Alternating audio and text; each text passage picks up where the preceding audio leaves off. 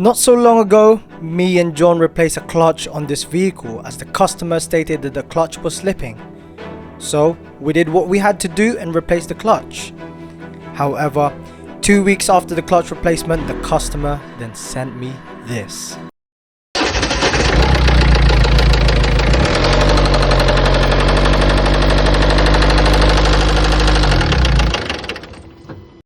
That is what you call a rod knock. This happens when the connecting rod of the engine has a lot of play on the big end bearing, which causes the noise that you just heard. Rod knock can also be caused by too much lateral play on the crankshaft, which can be caused by incorrect flywheel and clutch installation. However, this engine is so known to be unreliable that it's deemed to be worse than the 1 litre and 2 litre Ford wet belt engine due to many faults such as snapped cam chain, melted piston and also, well, rod knock. Now, was this rod knock my fault?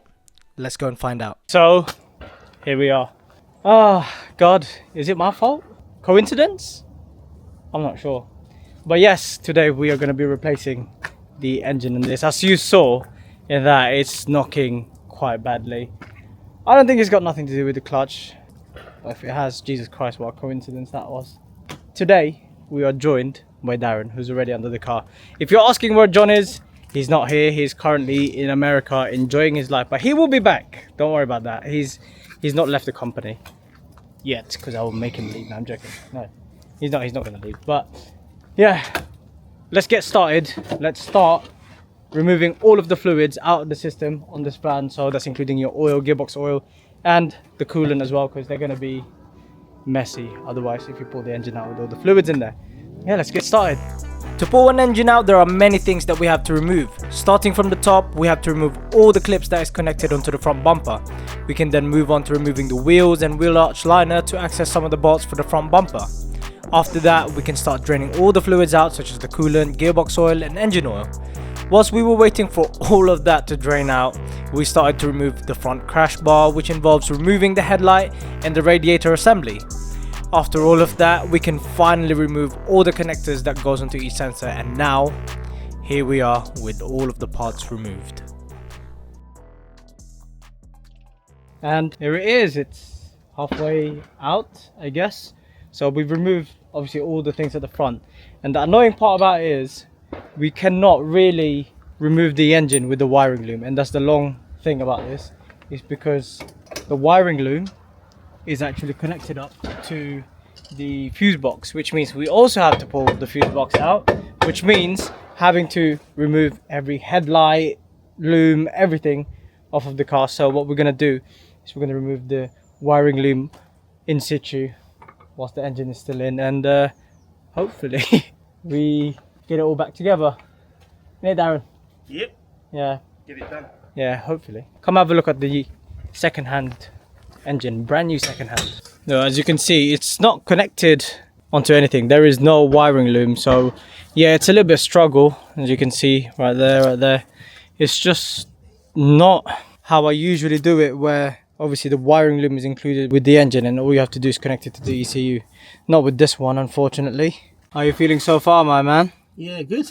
Yeah, very good. Yep. Bit of a drag though, innit? It is a bit. Yeah, with that we'll get it. That whole wiring loom. Yeah, that's annoying, but yeah, it's not too bad though, to be fair. oh, you don't say that. Yeah. Oh, sorry, I said it now. You can't say that. We can't say that. Right, the next thing we've got to do is to remove those matrix hoses. So the one that goes inside for the heating. So that's that one and that one. Darren is removing the last few sensors at the back of the engine here.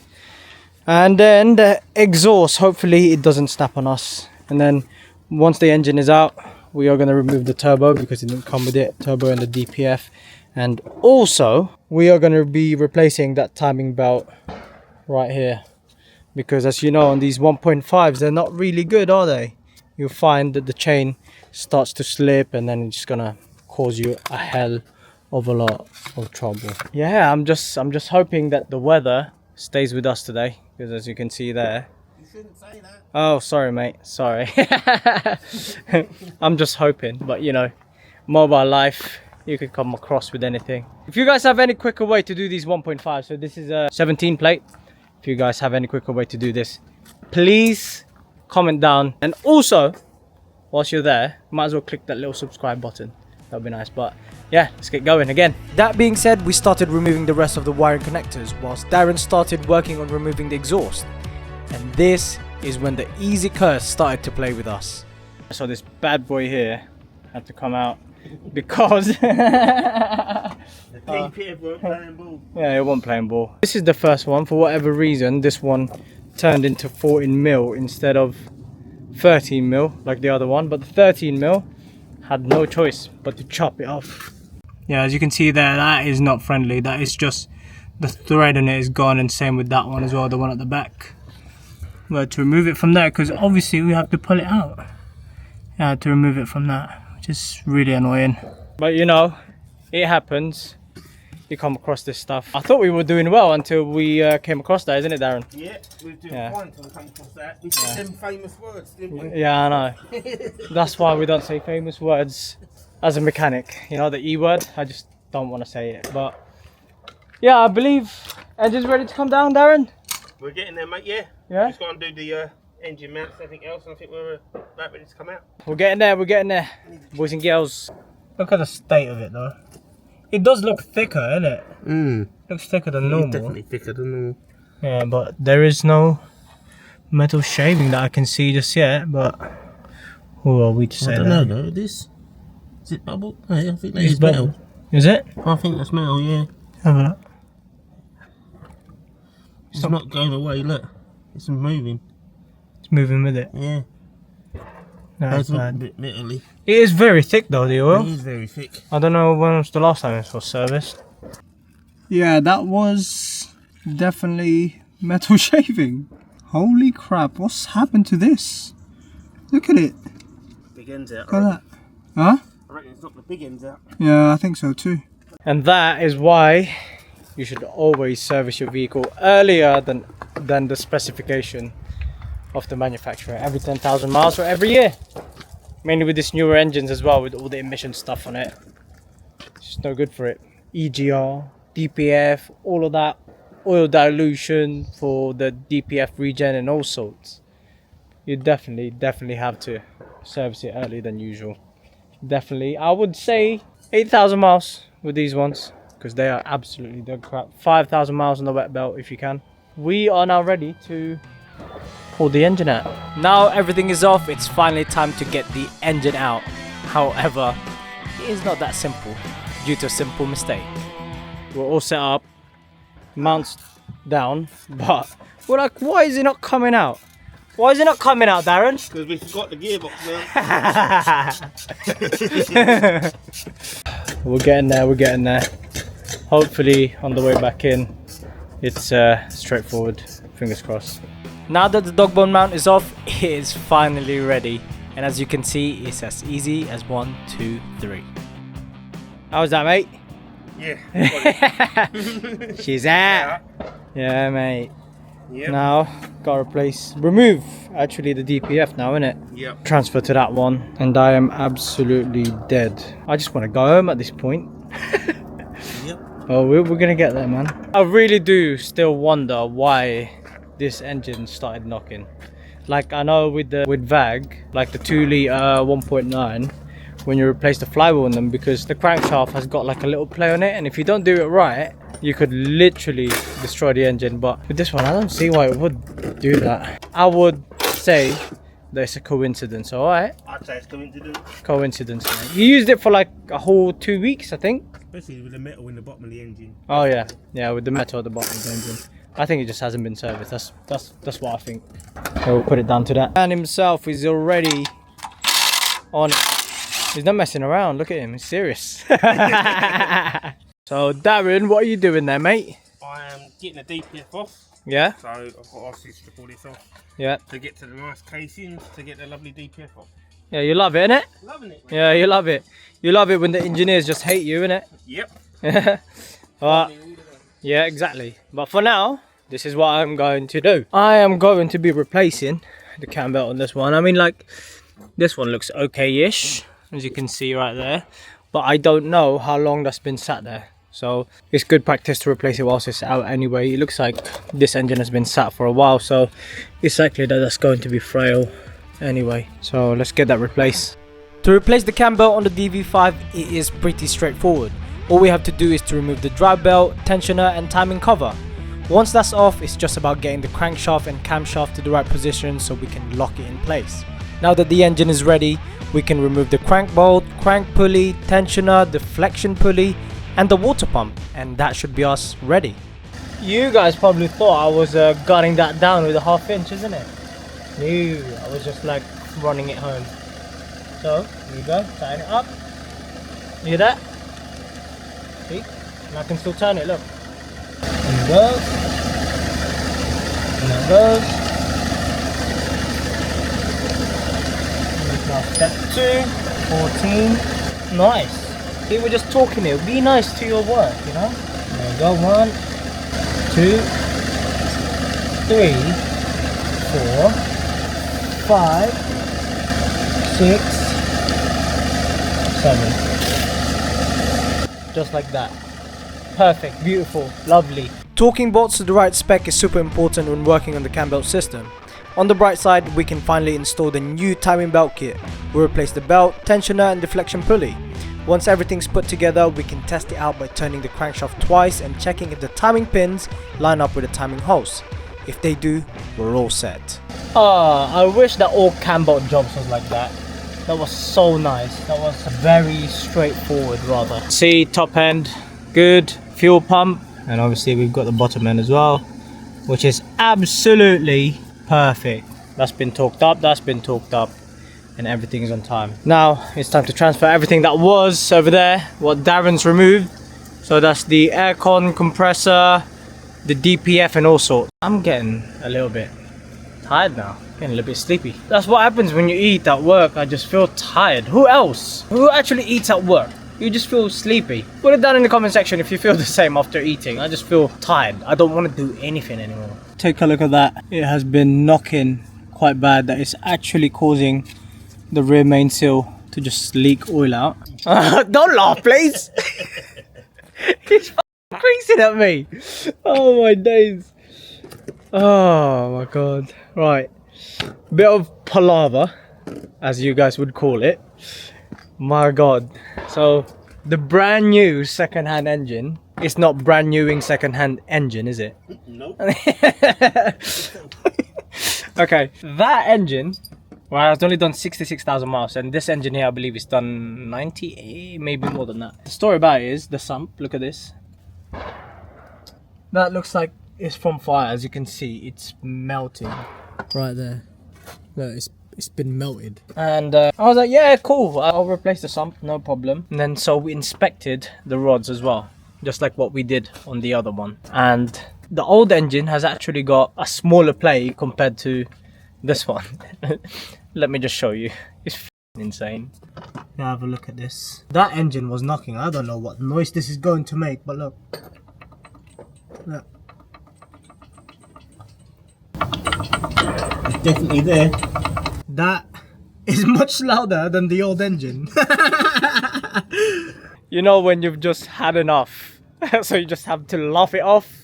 You know, it's late. It's late. We've been here for time slime. And that engine.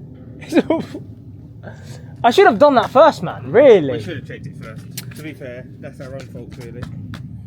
But as they say, it's one of them things. That's life. Yeah, that's life, mate. Sometimes you just have to say it is what it is. Yep. Yeah. When they give you lemons, make lemonade. Yeah, that's it, mate. Unfortunately, for the owner of this vehicle, he's been waiting, what, 3 weeks now for us to replace the engine, and this is not the day. He wasn't happy, of course. He wasn't happy, but he was pretty understanding. He obviously doesn't want a knocking engine in there.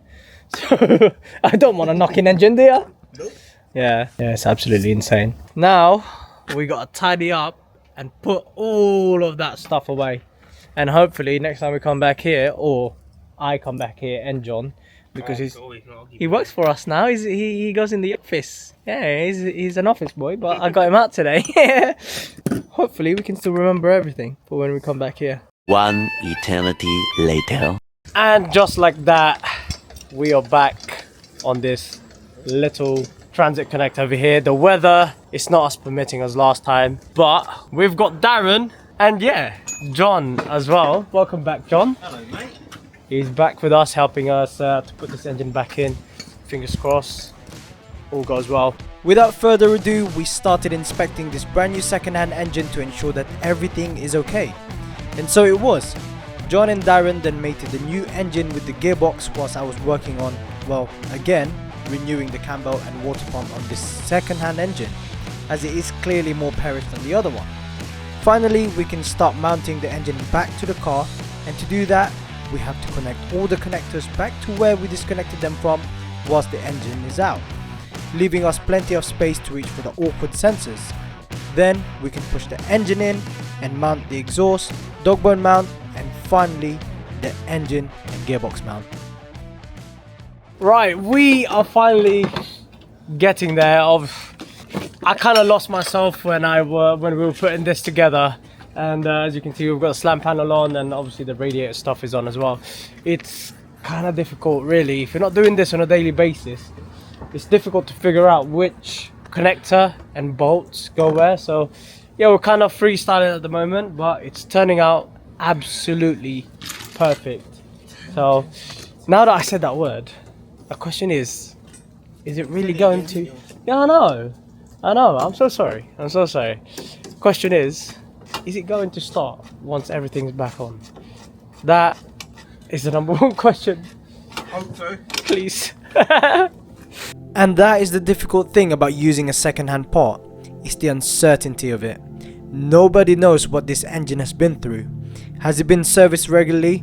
No one knows. Not even the people where we bought it from. All we can do is inspect and hope that this engine is good and well. The reason why I forgot, right? The reason why I forgot vlogging is because I am actually rushing, because I got to head out to another country, and we have to get this vehicle done for the customer before I fly out, because he's been waiting about a month and a bit now to get this job done. Obviously we would have done it about 2 weeks ago, 3 weeks ago, but obviously they had to wait another 2 weeks before that before we can put the engine in. So yeah, he's self-employed as well. We want to get him back as soon as possible, but you know, things like this happen, and thankfully he's very understanding. But we are getting there. As you can see, Darren is just putting the stuff at the front, which is the front bumper. And John as well. And John. I don't exist. He doesn't exist anymore. Do you guys even see him on vlogs anymore? He doesn't exist. He's always on holiday, isn't he? Lucky him. Yeah, I think I'm paying him too much. Anyway, now the front end is on, it's time to program everything. So we gotta let the ECU know that it's basically got a new injector, new turbo, new this, new that, using our launch 601 Mac.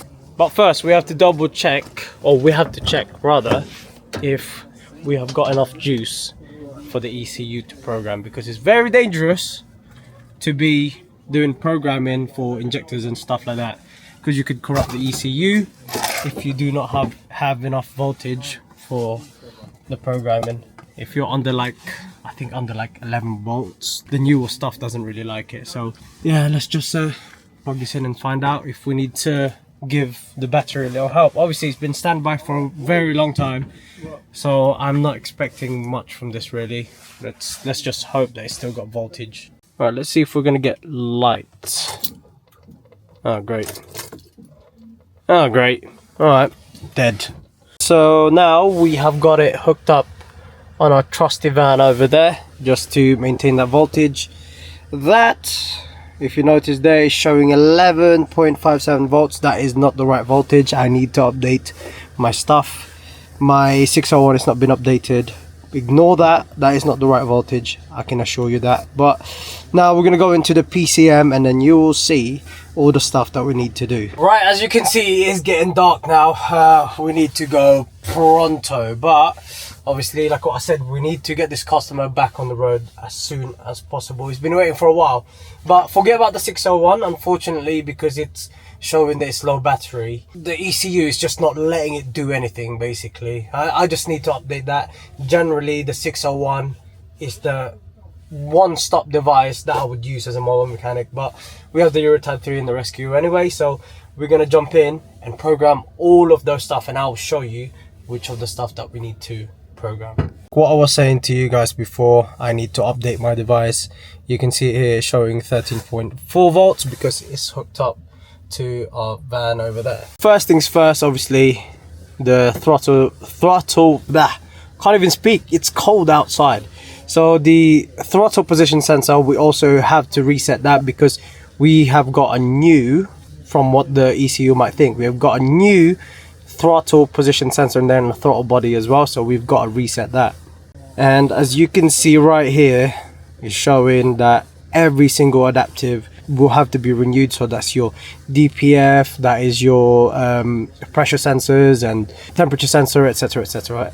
All of that will be cleared. It's really dark now, but we are ready to start the horse up. Question now is it going to start? Is it going to leak? Or are we going to cry? What do you think? Are we going to cry? I hope not. Yeah. Alright. Alright, boys. Hard work's gonna pay off or not pay off?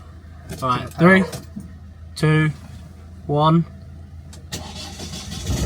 Oh, one click! Straight up. Holy! We'll take that, mate.